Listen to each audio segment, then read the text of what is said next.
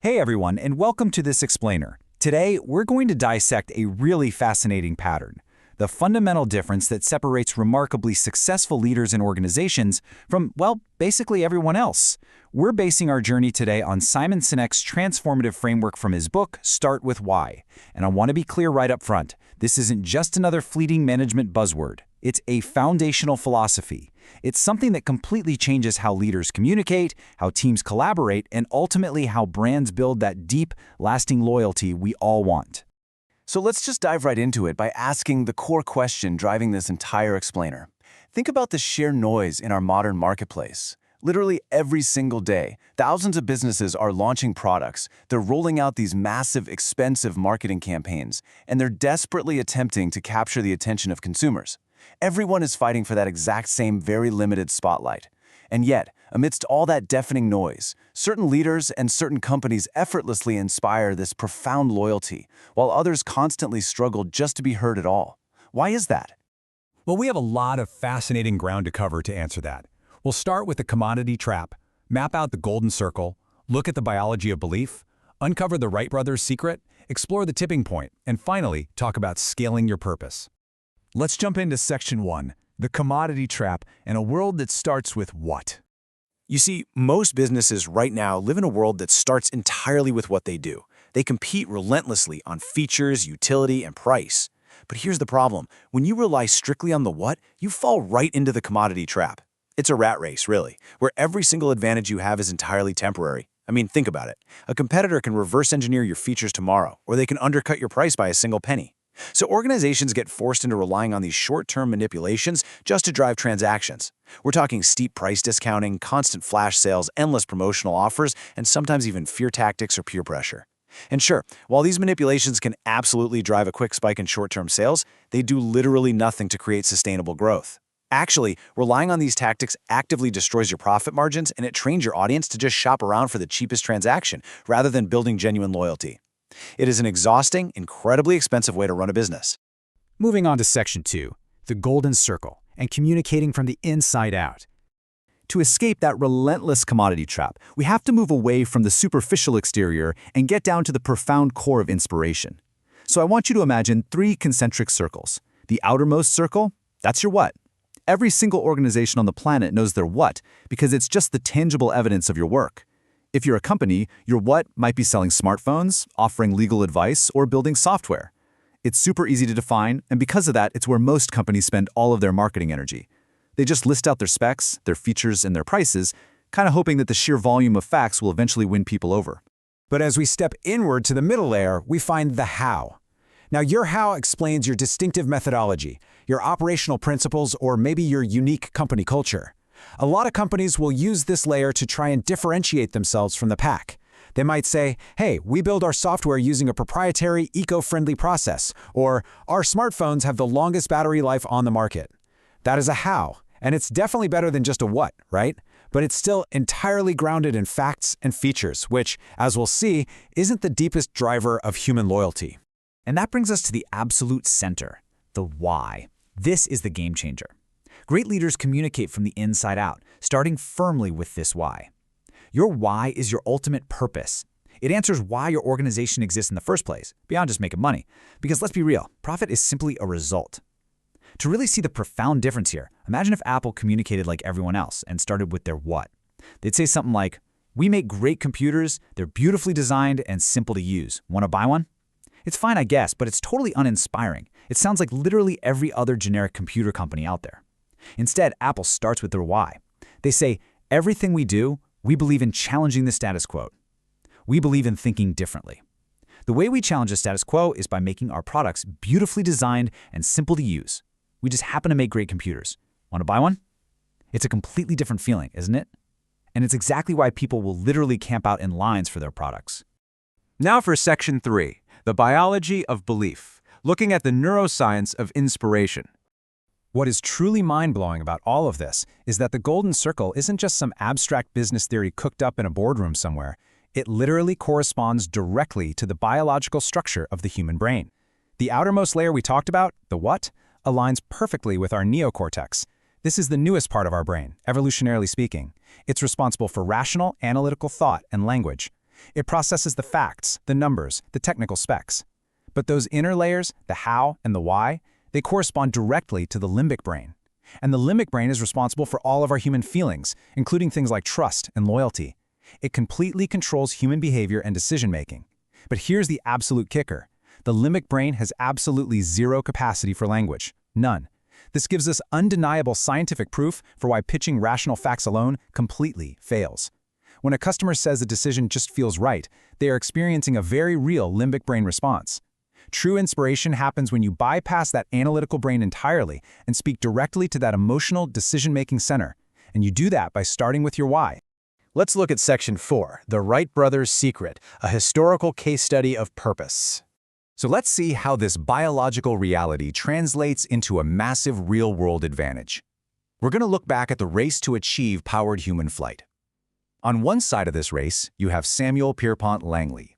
This guy had every possible advantage you could ask for. He was highly respected, he had a massive government grant, he hired the top academic minds from Harvard, and he had extensive media coverage following his every single move. But his motivation was rooted firmly in the what and the how. He was driven by a desire for personal fame, wealth, and prestige. On the other side, you have Orville and Wilbur Wright. They operated out of a super modest bicycle shop in Ohio. They had absolutely zero government funding and no elite connections whatsoever. But their motivation was fundamentally different. They were driven by a profound, passionate why. They genuinely believed that if they could figure out this flying machine, it would completely transform the world and bring all of humanity closer together. Because the Wright brothers started with that why, they inspired the immense resilience needed to push through incredible, bone-crushing technical setbacks. They brought together a scrappy local team that shared their deep belief. And as we know, on December 17, 1903, against all possible odds, they achieved powered flight and changed history forever. But meanwhile, look at Langley's reaction. Because he was driven by status and the outcome, rather than a deep purpose, he simply quit the field entirely the very day the Wright brothers succeeded. Seriously, he didn't say, wow, flight is achieved, let me help improve this incredible invention. He just gave up because he couldn't be first. That right there is the stark, undeniable difference between being driven by a what and being driven by a why. Moving on to Section 5, creating the tipping point and the law of diffusion of innovation. To really understand how a world-changing innovation, or honestly, any successful product, spreads across a society, we use this sociological model called the law of diffusion of innovation. It breaks down the market into these specific segments. Over on the left edge, we have innovators at 2.5% and early adopters at 13.5%. These are the people driven by intuition and shared values. They're the ones who will literally wait in long lines overnight for a new product, not because of the tech specs, but because the product aligns deeply with their personal identity. The middle segments, the early and late majority, make up a massive 68% of the population. But these folks are practical, they're rational, and they are risk-averse. They absolutely will not adopt a new idea until the innovators and early adopters have proven that it's safe first. And that brings us to this incredibly critical threshold, roughly 17%. You cannot cross the crucial tipping point into mass market adoption without first inspiring this 17%, the innovators and the early adopters. And here is the secret to all of this. You cannot inspire this 17% with rational features, technical specs, or aggressive price discounting. Honestly, they don't care how cheap it is. They demand a powerful why. But when they deeply buy into your why, their fierce loyalty and their vocal advocacy creates the necessary social proof and momentum required to pull that massive practical majority along with them. If you make the mistake of trying to target the practical majority right out of the gate with discounts, you're going to run out of resources before you ever cross that chasm. Finally, Section 6, scaling your purpose and making the abstract actionable. So how do we actually apply this as a team or a business begins to expand? Well, as organizations grow from scrappy startups to large corporations, they face a massive, very common danger known as the split. See, in the early days, the founder's passion and their why are felt by everyone in the room. It's the energy that gets the startup off the ground. But as management layers get added and operations scale up, the organization's what's, the products, the spreadsheets, the daily metrics, they become completely disconnected from that foundational why. Volume, quarterly revenues, and cold efficiency start to take over. Think about what happened to Walmart after the passing of their founder, Sam Walton. A profound foundational mission of helping local communities was slowly eclipsed by this ruthless, singular focus on just having cheap prices. We have to actively prevent this dangerous split, because when the original passion fades, leaders inevitably panic. And what do? They revert right back to those cheap market manipulations we talked about in the very beginning, just to desperately sustain their performance. To stop that from happening, to codify your purpose into your organization's permanent DNA, you have to align these 3 steps, which we call the 3D Golden Circle. Step 1 is clarity, establishing the overarching vision and the emotional foundation of your why. Step 2 is discipline, establishing your how. But you can't just throw buzzwords around. You have to frame your core values as active verbs. Don't just print the noun integrity on a poster in the break room. Frame it as the daily, operational action of always doing the right thing. And finally, step 3 is consistency. Your what? Every single product you ship, every marketing campaign you launch, every customer interaction, it all must serve as a real-world, authentic proof of your beliefs. Because if your whats contradict your why, people are going to instantly sense the hypocrisy, and you will lose their trust for good. And as you scale, it's absolutely crucial to remember that extraordinary breakthroughs rarely happen in a vacuum. They require a very dynamic partnership between 2 completely different types of people. On one side, we have the why types. These are your visionaries. Think Steve Jobs or Walt Disney. They are driven by imagination, grand ideas, and a relentless focus on an idealized future. But a vision alone is really just a dream. Why types desperately need the how types. How types are the builders, people like Steve Wozniak or Roy Disney. They're the practical strategists who design the infrastructure, manage the finances, and execute the daily operations to actually bring that dream down to earth. A why type without a how type just ends up with a bunch of brilliant ideas that never see the light of day. You need that powerful partnership between a visionary and an operator. But, and this is the key, they must share the exact same core beliefs. Ultimately, if you take just one thing away from this entire explainer, let it be this powerful distillation of Simon Sinek's entire philosophy. People do not buy what you do, they buy why you do it. This isn't just some catchy phrase for a t-shirt. As we've seen today, it is a profound biological and sociological reality. Whether you're leading a giant corporate team, launching a brand new product, or just trying to build an engaged audience online, true influence comes from clarity of purpose, consistency of action, and authenticity of character. When you lead with your underlying belief, you create an absolutely unstoppable force of loyalty. I want to leave you with one final thought to really reflect on today.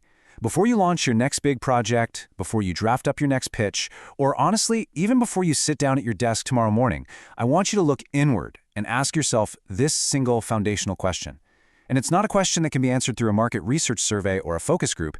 It's something you discover only by looking deeply at your own core values. What is your why? Figure that out, and the rest is going to follow. Thanks so much for joining me on this explainer, and I'll catch you next time.